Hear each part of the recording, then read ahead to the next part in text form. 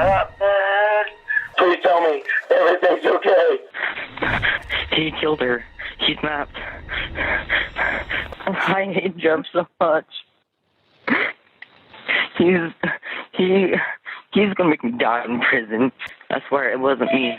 It was Jeff. Shane?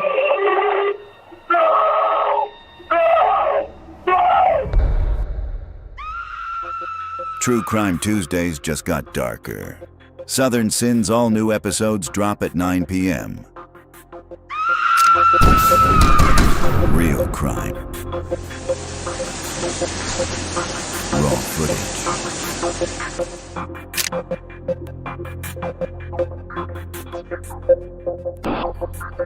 Interrogations you were never meant to see.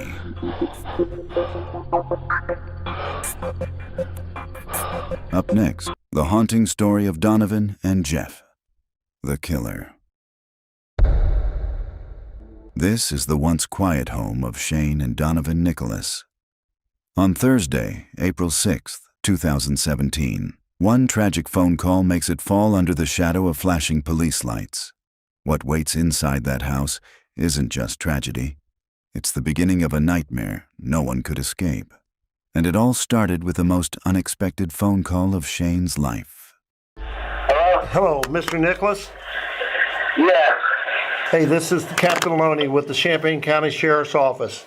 Come on, man. Everything's cool, right? Everything's okay. Please tell me everything's okay. Let me ask you something. Where are you now? Where are we at, man? Do you know? Melville, Indiana. Are you driving right now? No, I'm not. Who's driving? Adam. Will you assure me that Adam will remain the driver? Yeah, I can't drive right now. I gotta know what's going on. All right, I'm going to tell you. Sir. I'm so scared. Okay, sir. About 6 p.m. or so, maybe a little earlier, we responded to your house after receiving a call from a family member. There was some type of disturbance, and your wife has fallen victim as a result of that incident, and she's deceased. Oh,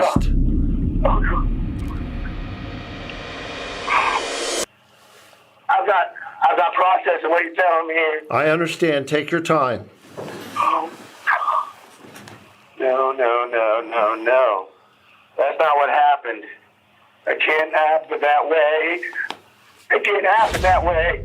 Earlier that evening, Champaign County dispatchers answered a 911 call from Shane's 14-year-old son. At first, it sounded like a routine emergency. But buried in the boy's trembling words was something far more chilling, an unsettling confession. The question wasn't just what happened inside that house, but who, exactly, was confessing to murder. 911, where's your emergency? I just killed my mother. And what happened, sir?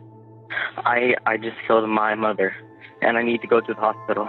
Captain Loney assures Shane his son is safe, tucked away in police custody. But behind the calm words, a darker truth lurks. As Shane's fear spirals, Loney tightens the net, asking pointed questions. Give me a little history on your son. And is his name, am I correct, is his name Donovan? Oh, God, yes. Yes, Donovan Asher Nicholas. What's his date of birth? Oh, God, I can't think he's 14 years old.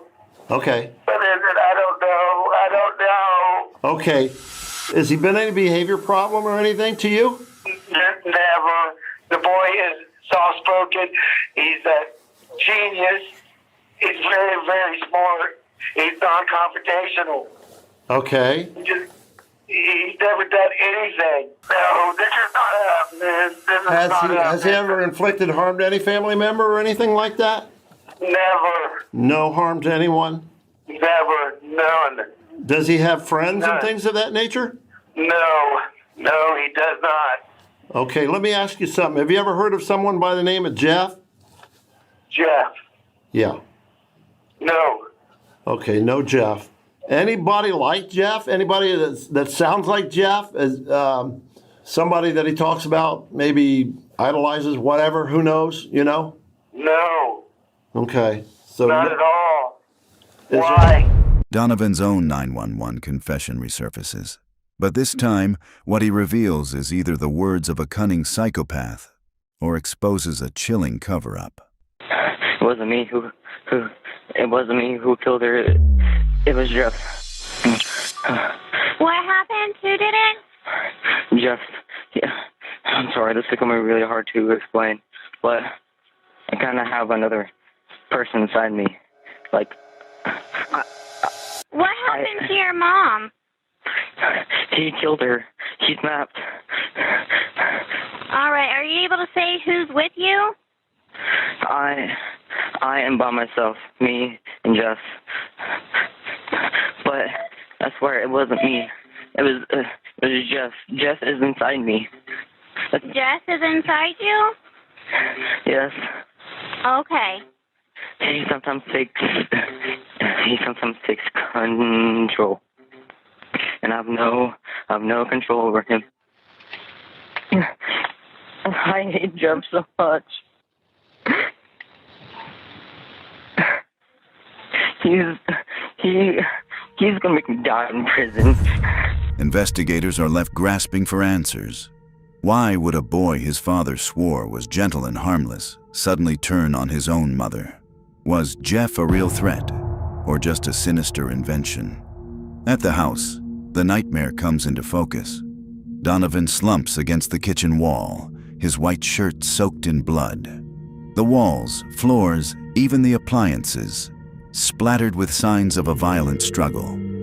When asked if anyone else is inside, Donovan's reply is ice cold. Nobody that's alive.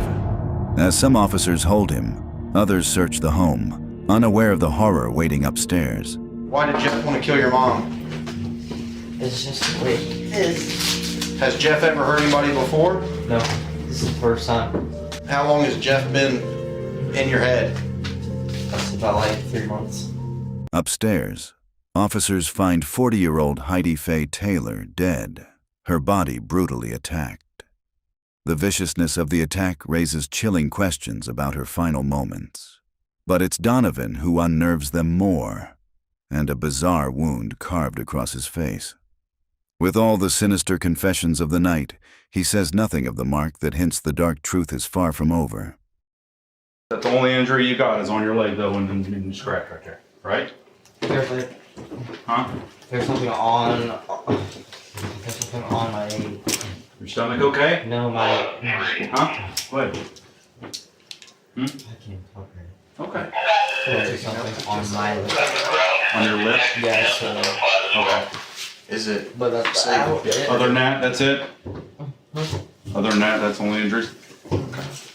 We're gonna lift you up and take you out to the squad, okay? Handcuffed and carried outside, Donovan is strapped to a gurney as paramedics tend to his wounded leg. Even then, his story doesn't change. He blames the attack on his so-called alter ego, Jeff. He insists he doesn't know why Jeff did it, or why Heidi wouldn't stay down. The words chill everyone within earshot. Soon, detectives will press him for answers at the hospital. But before that, one nurse dares to ask a question that will crack open an even darker revelation. Am I going to be safe in here in the room with you? If anybody wants to go? Can you tell me what happened? You want to wait until we're on it? I have never been died. I've never been diagnosed. Basically, the easiest way I can say it is multiple personality, but I really can't explain it. Because, like, multiple personality, like... I'm usually not aware. They can just talk to you. But I don't know what it's called when they take control of you.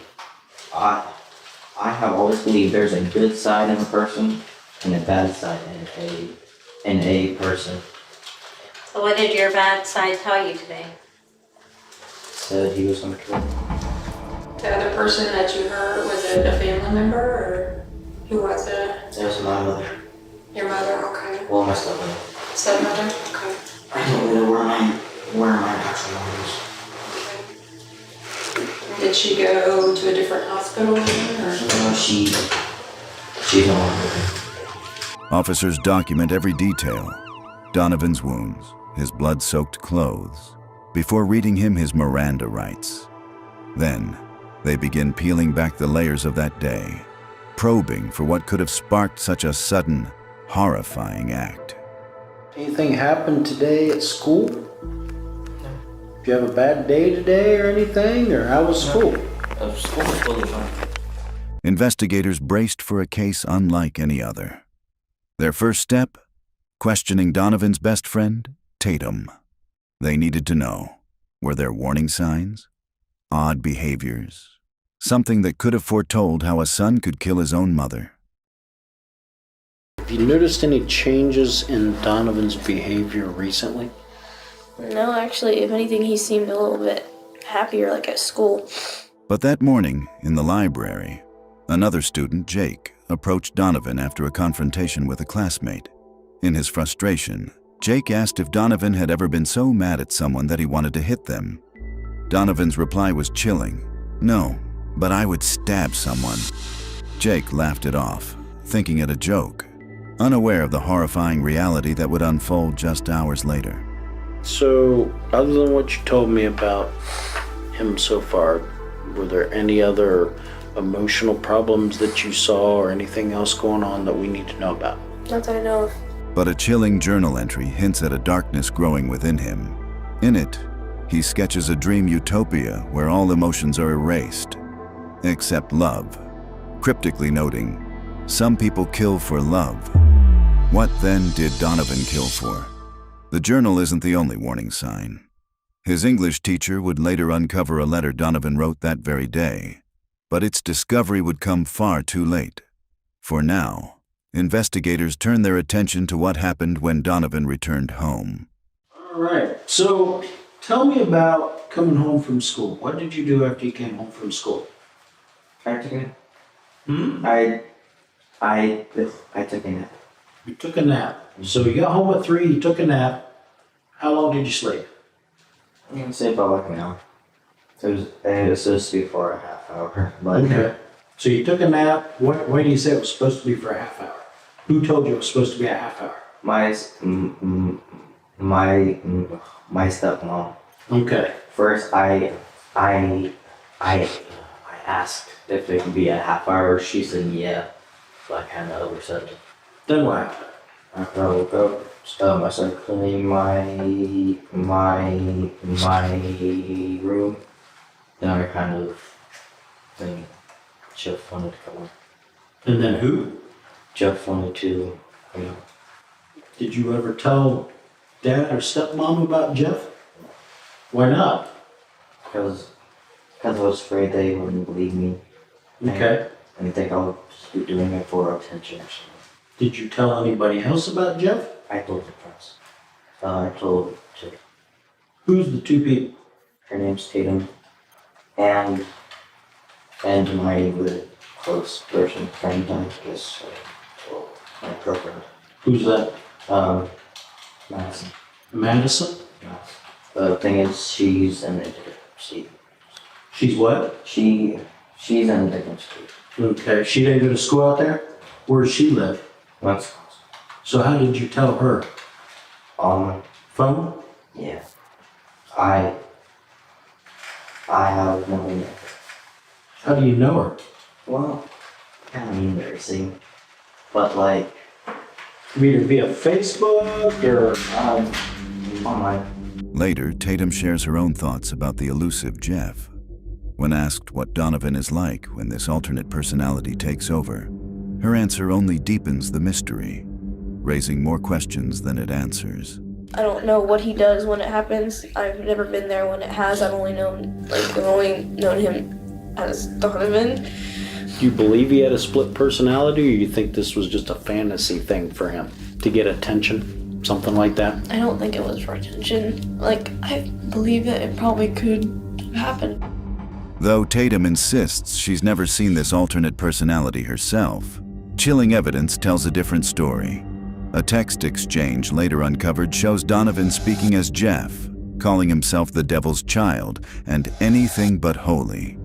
He even asks for the courage to stab someone 67 times, insisting he's nothing like Donovan, who would never kill. For now, Jeff remains an enigma, his true darkness still hidden from investigators. Meanwhile, Donovan continues to recount what happened next. So you're cleaning your room and you say Jeff wants to come out. Can you describe Jeff to me? How does Jeff act? He's homicidal. Well, yeah, obviously. But like, he laughs about things that he did today. And he's super fidgety. He always clicks pens or twirls a pencil or something. So can you tell me about what happened at home after you cleaned your room? What did you do then? He came out. He was tired of being in me and he said, I'm gonna come out. And usually I don't let him and I try to not and I try to stop him. But I was like, no harm's gonna do me. And I was Donovan says that once Jeff took over, he slipped into a plain white t-shirt and black jeans. Why those clothes? Because it's his favorite outfit. It's a what? Because it's his favorite outfit. You talking about your favorite outfit? His. His, you mean Jeff. As if his bizarre statements weren't enough, what Donovan would admit next stunned investigators. So change clothes, and then what happened? He grabbed a knife and he carved his stupid smile on his face. So stupid. So you got the knife, and you're in the kitchen, and cut your face. Did you do that in the kitchen? I did that in the bathroom so I could see. So he could see. So in the mirror? I used a knife and a lancet. Not because the knife was too long to cut anything. Shockingly, he admits his alter ego, Jeff, deliberately took a knife to carve his own mouth. The cuts stretch from lip to ear, forming a grotesque, exaggerated smile. Every detail was planned. Even more disturbingly, Tatum hints that Donovan may have been coordinating these terrifying plans with someone else. Perhaps someone even more sinister than Donovan. But who? I really don't know of any problems like for him at home, like, but he didn't have anyone else like really to talk to. There was this girl. All I know is that her first name was Madison, and that they used to talk, and they met over like the internet, like an app, like they had never met each other in person. And he used to talk to her. I feel like they maybe just like fed off each other. Investigators move quickly to find Madison, soon locating her Facebook profile. Though it's private, they manage to view some photos, and what they see in her gallery is nothing short of a nightmare. Each image deepens the horror, forcing them to confront the chilling reality of just how dark Jeff truly is. So you have the injury to your face that you used the knife and the lancet for. Then what did you do? I was waiting for Mom to come downstairs. Now, when we're talking about Mom, you keep referring to Mom. We're talking about Heidi. Yes. Okay. Okay.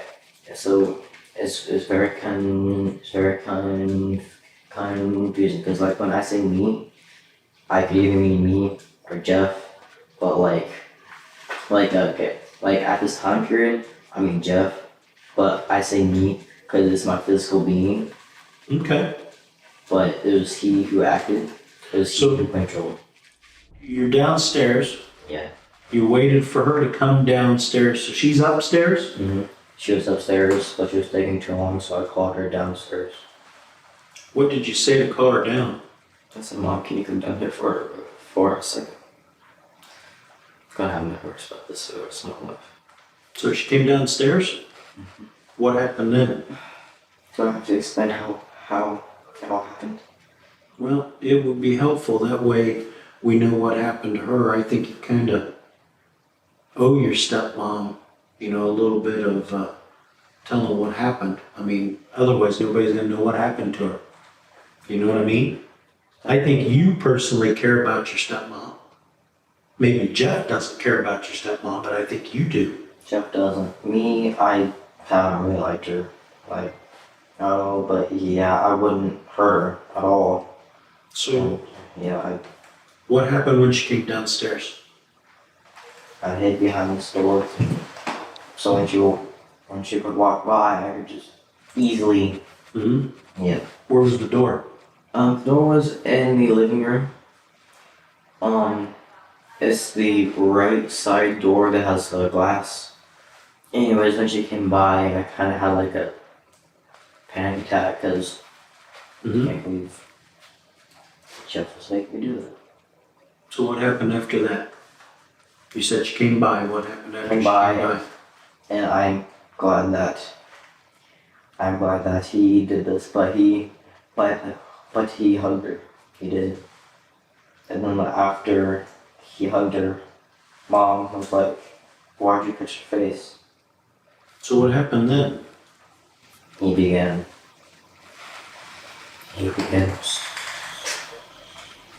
Stop. In later interviews, Heidi's best friend Angie and her daughter Ashley share their memories of Donovan, a boy they'd known since he was just 2 years old. What they reveal adds yet another unsettling layer to the story. He's always been different, never really, like, I wouldn't categorize him as shy, but he didn't like people with very few friends. Like, he had friends, and it's not that he didn't socialize. He was an introvert. He's very quiet. Yeah, he's very introverted.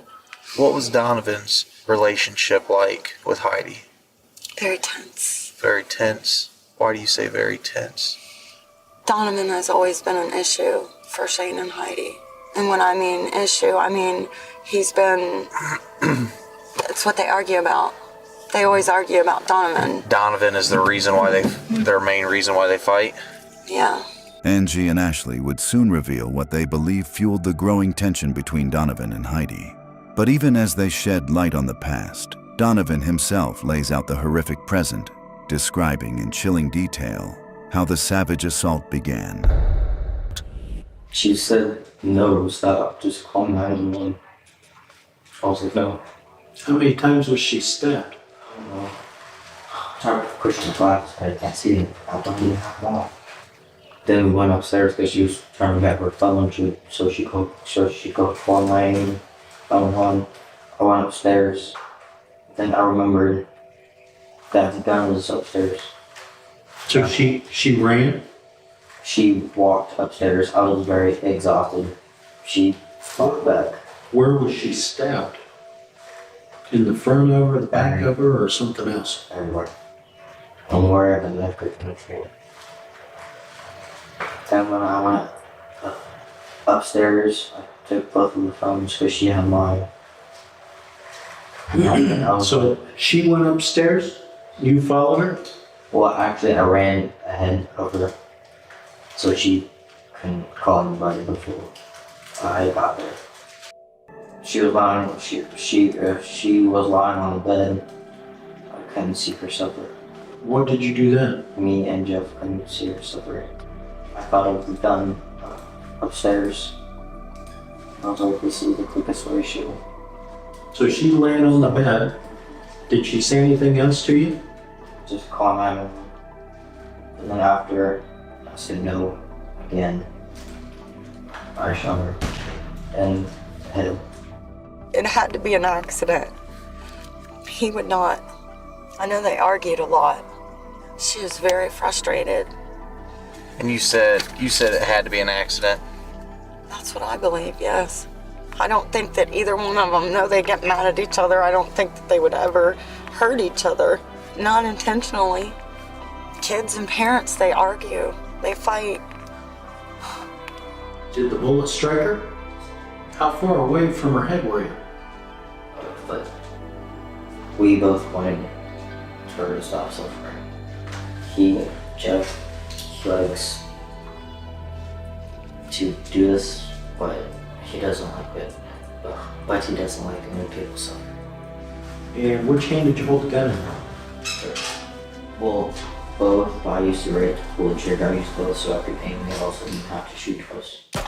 The coroner's report confirms the grim truth.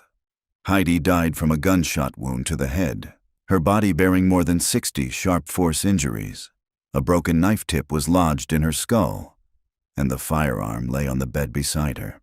Did you know any history of any anger issues, any mental illness, any, depression, anxiety? She wanted to take him to a doctor. Heidi wanted to take him to a doctor? And her and Shane had talked about it.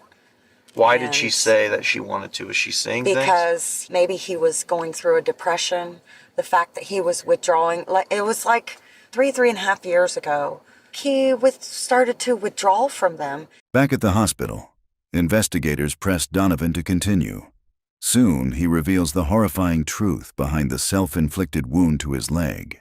So you threw the gun down on the bed beside her, and then you went back downstairs? Yes, I did. What did you do downstairs? I was gonna leave. Jeff was still taking control. Mm-hmm. I noticed my legs are hurting real bad, and it was all wet and slimy. I pulled up, and there was a deep gash in my leg. I freaked out. How did you get the gash in your leg? While I was trying to hurt her, she fought back, and her legs were tangled and. Her what? Arm. Oh, legs. Yeah. So you're wrestling with her? Yeah. Did you end up on the ground? Yeah, we both did. We wrestled a lot. And then I saw her body. I didn't care where my legs were. I don't know what to say. Take a breath. It's okay. Take a deep breath. When I tried to hurt her, I hit my leg. I didn't really feel anything because he was in a moment. So you stabbed yourself in the leg accidentally? As Angie and Ashley open up further about Heidi and Donovan's strained relationship, they dig into what they believe may have been the root of the conflict. Everybody knows that there has been tension between them. And by tension, like you said earlier, you just mean them not necessarily getting along because she wanted to discipline. Yes. And yes, like any 14-year-old, right. You don't want to be disciplined. No. She would take the phone. His dad would give it back to him. Yeah. She would take the game system. 2 days later, his dad would give it back to him. Yeah. Or, he would be grounded, but his dad would go take him shopping and spend like $400 on him. It was an issue. He can be very manipulative. He tries to get his way by getting up underneath your skin and kind of forcing you to do what he wants. And a lot of times he would try to do that by using his dad. He would never get punished for anything. So he never knew a consequence. She was more the punishing role. Yes, she was. Now, when you say punish, what type of punishment do you... taking the game system away, or taking his phone away, or making him do a chore. She never touched him, or physically. She wouldn't even spank her children, if that's what you mean. Earlier, Donovan told the hospital nurse his fear of Jeff had reached terrifying heights that night. So intense, it forced him to call 911, which angered Jeff. After he did it, noticed the cut, he's scared. He's mad at me because I called the police. Okay. And I was scared. I was like, I just did a really bad thing. And I was a huge gash in my leg that I had no way of giving myself stitches. I was like, I need to go to the hospital if I know I'm gonna get infected, bleed out, or something. So he's mad at me for coming here because he thought just do it and run. Now I also can't run, so was smart enough to make a plan B. So he just, just like he would be here with it. I'm gonna go back inside my head now. So he's gonna cause all the trouble and leave you hanging? Yeah, that's not fair. I would never want to hurt anybody. To be honest, the only reason why he called 911 was to fix the leg. Because it's fine. I wouldn't be here and he would still take over me and he wouldn't let me come out. He Investigators now know the brutal details of Heidi's death, but the motive remains a mystery. Angie and Ashley's accounts of tension at home don't explain what could drive Donovan to snap with such violence, and the question of Jeff lingers. Experts say a host personality rarely knows the specific actions of an alternate. If Jeff were real, Donovan shouldn't remember the crime in such detail. That contradiction leaves investigators questioning everything. So cut to your face, what's the significance of that? It was his smile. It's what? It was his smile. Do you watch a lot of movies? What other character has a smile like that? Jeff the Killer. That's where Jeff kind of came. But that's just a story. It wasn't a movie. What's that story? I'm not familiar with it. It's called Jeff the Killer. What's it about? It's about this kid. His name is Jeff, and he moved into a new house. Mm-hmm. Anyways, long story short, a couple kids bullied him and beat him. So the first time he stabbed one, just to get away. Second time he was also defending himself, because they came back again and they were trying to kill him. Then he killed the leader, and then the second leader, the second person next to him, the second person named Keith, he set him on fire. That's why his skin's all white and his hair's black. And then after he killed Randy, he snapped, and when he came back from the hospital, he was pure white. He had a white shirt, a white hoodie, black pants. He came home and put a smile on his face. Donovan admits to a dark fascination, creepypasta, the website and online world of horror stories and images. In his earlier talk with the nurse, he dropped names that would be hauntingly familiar. Creepypasta, right? Yeah. What kind of, besides this Jeff on there, what else is on there? Jenna from Slenderman and Slenderman? Smile Dog, Alice Jack, Ben Drowned, The Rake. There's a lot. It's really cool. One figure stood out. Jeff the Killer. The infamous image first spread online in 2008. Its disturbing origins debated across forums. It went on to inspire artwork, even fan films. But for Donovan, it became something darker. His friend Skylar would later reveal just how deep Donovan's obsession really ran. He was kind of one of those people who, obsessed with scary stories.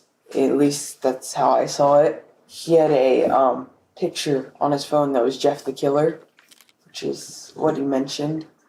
So that kind of, I never heard about it until I met him. And I was like, that's a pretty weird story. When's the first time he ever brought up this Jeff the Killer? He actually never brought it up to me. I saw it on his phone. Oh, you saw it on his phone. Did you ask him, hey man, what is that? Yeah. And then he told me that it was a creepypasta story called Jeff the Killer. So I looked it up and I thought it was one of the creepiest stories ever. But it was Madison's Facebook page that truly shocked investigators. Its gallery filled with drawing after drawing of Jeff the Killer. The discovery only deepened the mystery. Determined to piece together the truth, investigators turned back to Angie, who revealed she had left the house just moments before the brutal attack. He was taking laundry down, and then he was standing in his room, and she's telling me how she caught him, because when I came upstairs, she said, "Don't even ask me for your damn phone because you're not getting it." So he was standing in the room and she said, "Don't even ask me for your damn phone because you're not getting it." Yeah, something like that. And then she turns to me and she says, "I caught him sexting today." And I said, "What?" I said, "Donovan." And she said, "I'm tired of this." Heidi had confiscated his phone, cutting off contact with his girlfriend Madison, a move that may have been the final spark. Yet, Donovan's earlier confession to the hospital nurse paints a darker picture. It wasn't one single act, but a perfect storm of pressures that pushed him over the edge. Was there something that set Jeff off today? And that wasn't really today. I mean, what seemed to bring on the attack? She always yelled at me for stupid stuff, like, I don't know, like not, like, doing this is wrong, or like not sweeping the right spot, like normal parents yell, but not at the absolute top of their lungs for not doing dishes right. And once I sat down on my knees, because she was crying, and wouldn't stop, so I set it down, my mom hit me. Sometimes she would be mean with the things that she said. And as a mother, I've done the same thing. I'm not perfect, but I know, you know, she would say, and that's the only thing that I can think of that as a kid, you know, you don't want to hear your parents say crappy things. What all? But I mean, all what she would would say? say was like, you know, I can't wait till he's 18. And But I mean, she never. I mean, would she, you know, look at him and, you know, dumbass or stupid or you know, nothing like that? no, I mean, she would say pain in my ass. Yeah. Well, I can't tell you how many times You're I've a been. pain in my ass. I can't tell you how many times I've been called that. And he would just sit there, you know, if other people are around. As Angie left, Donovan and Heidi were alone, and that's when he brutally ended her life. On the day of the murder, Donovan left a letter for his teacher, a chilling note. He wrote of a book on serial killers, claiming murder is part of human nature and can't be stopped. After hospital treatment, 14-year-old Donovan Asher Nicholas was arrested for murder, aggravated murder, and firearm crimes. In 2018, he was found guilty and sentenced to life, with parole possible after 25 years. But in 2023, the Ohio Supreme Court overturned the sentence, ruling his juvenile rights had been violated. Donovan was released on his 21st birthday. His current whereabouts remain a mystery. But Jeff the Killer, he lives on in the vivid imagination of a new generation of teenagers discovering the popular creepypasta website. They told you these stories didn't exist. We're here to prove they do. Real footage, real crimes. No filter. For more true crime from the South, be sure to like and subscribe to our channel at Southern Sin. You can also support more episodes by becoming a member of the Southern Sin channel, where you'll get early, exclusive access to crimes that mainstream media won't show you. Tune in for all new episodes every True Crime Tuesday at 9 p.m.